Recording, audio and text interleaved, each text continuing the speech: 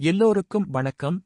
Welcome to Sharekhan. May 4, 2026 premarket எப்படி இருக்கும் என்பதை பற்றி பார்க்கலாம். அதற்கு முன்னால் ஒரு டிஸ்க்ளைமர், நான் செபி ரிஜிஸ்டர் அட்வைசர் கிடையாது.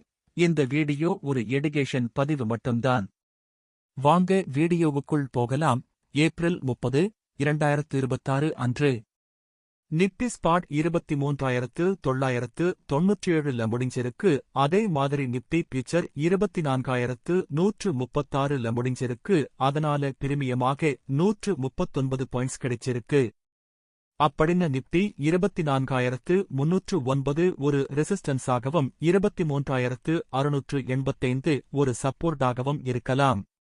அதே நேரத்தில் நாம மே 12 இல் உள்ள ஏடிஎம் ஸ்ட்ரைக் பிரைஸான 23,950 24,000 எடுத்து செக் பண்ண போறோம்.